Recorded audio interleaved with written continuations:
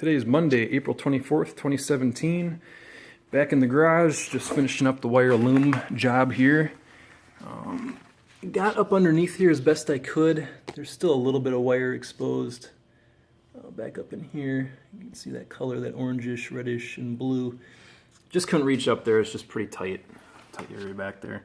But I did get this part wrapped up, and there's a clip here, but there's no reason to ever unclip that. Unless something catastrophic happens. So I wrapped that up tight, got it secured down here, added a piece here. I think this is a starter motor here. I just added a little bit of tape here to kind of seal off any water possibly getting in here and here. But it's just too tight here, so it wasn't worth. It's actually clipped to the frame, and I just didn't feel like breaking the clip and popping that up just to seal that off. I mean, it's fine the way it is. This part was already sealed from the factory. This part was already sealed from the factory. And then I wire loomed the whole throttle cable there. I had to take this bracket off so I could fit the wire loom in there properly.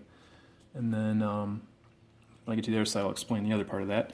So this is the headlight connection for when you put the engine cover back on. And I've just got this extra big piece here that I had, so I just figured I would use that when it's connected again, just to kind of keep that as a shield to keep the dust off or whatnot. And then moving around to the front, there was these red exposed wires here. Didn't see a reason why we would ever have to take those off, again, unless something catastrophic happens. So I wrapped those, taped those, added some wire loom here, added some here. I didn't get too crazy with the tape up here to hold that on, just because it's going to be hot up here with the engine and stuff, and I don't want it to start, melting or start smoking or catch on fire, heaven forbid. So I did take it around the block already with all this stuff on there, just to make sure I didn't get any funky smells of burning electrical tape or wire loom. Which anybody familiar with electrical tape knows that stuff stinks when it burns. I added a couple zip ties. I put a couple zip ties together, and I put those through this existing hole up here in the frame here. The reason is I think that this, and it may have just been because this bracket was off, but I think the throttle cable was kind of rubbing on the steering column here, so I just added that to kind of pull the wire away from it. So when you're bouncing around, it's not rubbing up on that or anything. Remove that tag that was hanging here, threw that in the bag with the manual and all.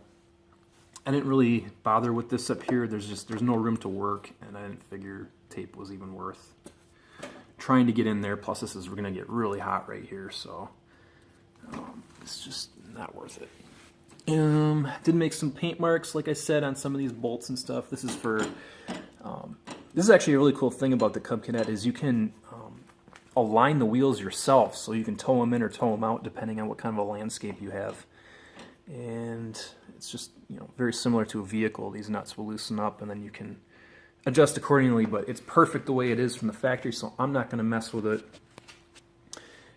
Funny thing, I did just get off the phone with customer service, and I just noticed this today, or a minute ago really, a couple minutes ago before I called. But you can see how the seat here has this hole here, but there's a bolt here. So I looked at that and I'm thinking, holy crap, they forgot to put bolts in each of these holes to hold the seat on. And I decided to call customer service. I went to the Cub Cadet website for the what do you call it? Chat Now or whatever it is. But their store hours were closed, but they were still doing phones until 8 Central or 8 Eastern or something like that. Anyway, so I got on the horn with them, and the guy said that's actually the way it's supposed to be. They just do one bolt here, and that these clips, they try to reuse parts from other models and stuff as much as they can. So on a different model, it's possible that these are used or not used either. So he said it's totally normal to have just the one bolt here. And I said, would it be worth maybe putting an extra bolt in each of these holes? And he said it's totally up to you. And then he gave me the size. I think it was a 3/8 by 16.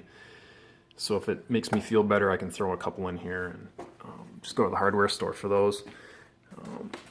So yeah, other than that, I got 1.1 hours on it. That's just from going up and down the block with the kid on my lap. I haven't mowed with it yet. Don't really have enough grass out there to mow yet. It's getting there, just not quite long enough yet. Other than that, yeah, it's a good machine so far. Everything's really easy to get to. I guess I never really did an overview on this thing. There's probably enough stuff on the internet anyways, but that's your air filter there. Really easy to get to. The nice thing about this, and maybe it's with other brands too, I don't know, but they actually put the chart of all the item numbers or common parts that you might need right underneath the engine cover. So I've always got part numbers and stuff for what you need. Hopefully I won't need anything anytime soon. So there you go.